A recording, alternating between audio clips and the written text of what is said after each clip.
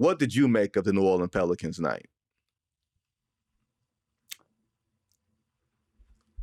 I've been debating on whether I'm going to say this because I believe it.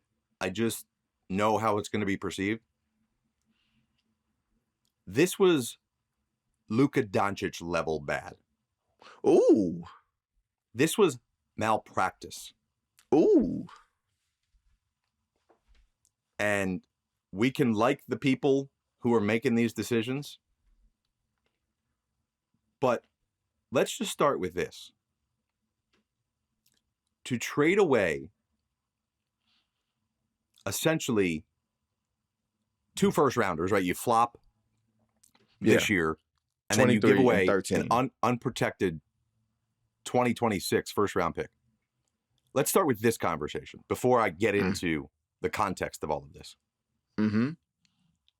How good does Derik Queen have to be to even begin to scratch the surface of justifying what you just did? Like, does he have to start? Does he have to be a starter?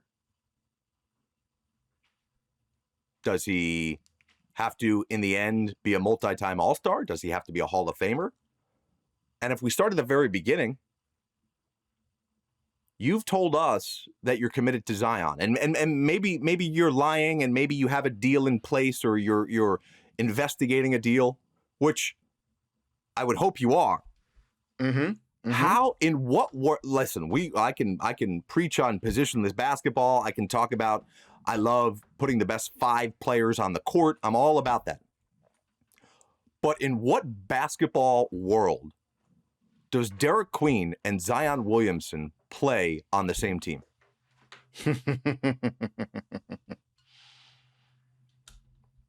That's a good one. I will say this. Troy Weaver is now a prominent member. He's second in command in New Orleans, right? I know where you're going with this. You know, do you know where I'm going with this?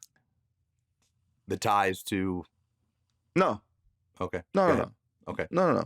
I'm going to his own personal history, which he did a couple of years ago, right? When he was in Detroit, I believe it was the 2022 draft. Everyone thought that he was going to go reach for Jalen Duren at 5. He wanted Jalen Duren. He thought that was like his guy. Everybody knew Duren was his guy. Duren was, I don't even think he was 18 yet. But Jalen Duren, a big man out of Memphis, was his guy. They wound up going with Jaden Ivey at 5 and getting Duren in a trade, I want to say at 11 or 13. I can't remember the exact number. Traded with the Knicks, right, I think? Yeah. So they wound up getting 2 first-round picks that season, kicking the other first-round pick down the road, and that first-round pick came to be this year, I think, with the Timberwolves at 14 or 15. And the question you wind up asking yourself is, would you rather have Jalen Duren or that player at 15 or 16 this year? Like, I wish I had the draft like in front of me. Maybe I'll get in the break so we can, complete the circle. But that's the question that you ask. And if you are a firm believer in Derik Queen, and as an executive for another team told me last night, either he's going to be a beast or he's going to be overseas because he doesn't get it. That is a ultimate boom or bust. And when you are a team like the Pelicans, and you just talked about San Antonio and some of these lower revenue teams, some of these smaller market teams having to take risks, maybe this was a calculated risk for them, considering the fact that you have Zion Williamson, who you can't trust yet. If at all, yet. You can't trust him at all. Right, you can't trust him at all. But listen, I'm not claiming to be on the phone between New Orleans and Atlanta last night. Mm-hmm. But there had to be something else that would have gotten Atlanta to move 10 picks back. Because Atlanta seemed to get the guy that they wanted. And at 23. Right. At 23. I don't know that you had to... Listen, I'm not crushing Derik Queen. I'm just saying listen, in every scenario, like if we did one of those like computer simulator things where they put up 1,000 different outcomes, in all 1,000 outcomes, the Pelicans are not making the playoffs. It is 1,000 for 1,000. They are not making the playoffs next year. With Zion, if they trade Zion, if they flip Jordan Poole, if they keep Jordan Poole, they are not a playoff team. They are going to need that pick next year. So in order to justify not having their first round lottery pick, Derik Queen needs to be a Hall of Famer next year. And like the fit is what, like, you have to love this guy so much. So going back to the point, like, Atlanta wouldn't have done this deal if it was top 3 or top 5 protected. Like, you just saying you didn't give yourself any sort of protection on any pillow on this. Maybe they just negotiate. That's the issue. Like, could you? New Orleans is not making the playoffs next year.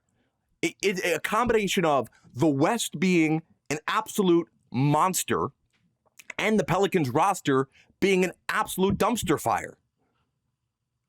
Those two things don't mesh. And you now have said our best ability to add talent in the future is gone. Like, you're not signing a free agent, even if you had the cap space. Whatever you ultimately trade Zion for is going to be pennies on the dollar.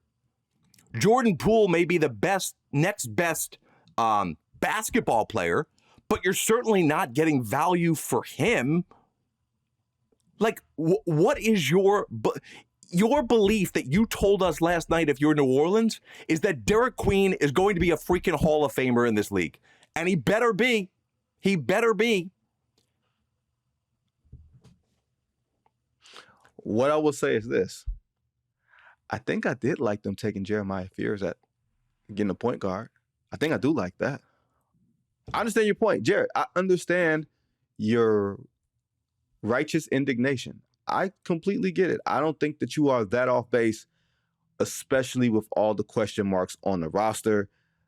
I like parts of the roster better than most. I love Herb Jones. I love Trey Murphy. Like, I get that. Like, those are the players. Those are winning players. Jose Alvarado. Those are winning players who are not in winning situations. Yeah. And you have to make your situation a winnable situation before those guys just get so frustrated. I'm 100% with you. I think Jeremiah Fears is going to be a good player, and I think he's going to be a good player really fast. But I'm with you.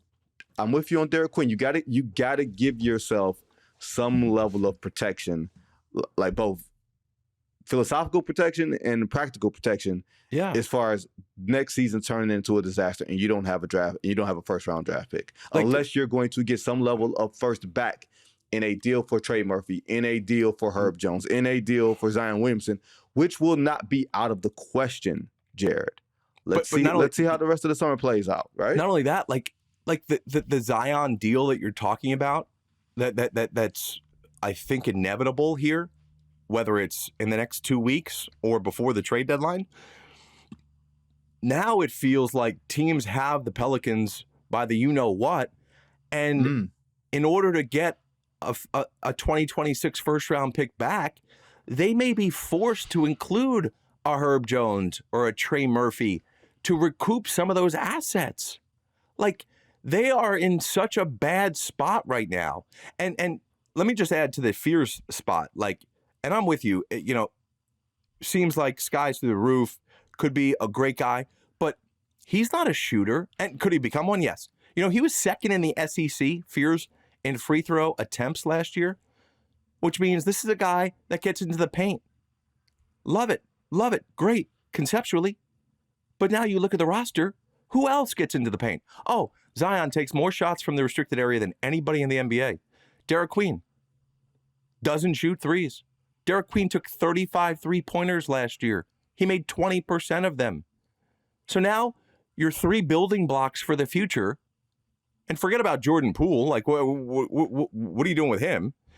but Fears, Zion, and Queen are all paint cloggers, and all individually are great, but how do they fit on the same basketball court? Let's see if Derik Queen is a starter next year. Let's see where Zion. He better be a starter. Like, could you imagine in New Orleans? You know, all like 15,000 people that care. Like, if Derik Queen's not a starter, how's New Orleans, the city of New Orleans, catching a stray from you, Jared Greenberg? How are you doing that? That's not fair. Could you imagine if he's not a starter and the Hawks get the #1 overall pick? Well, the Hawks ain't getting no #1 pick. You don't think that ain't happening. You don't think the Pelicans can win the lottery next year and convey that pick to the Hawks? They won't. Why? They won't. Why? Because they won't.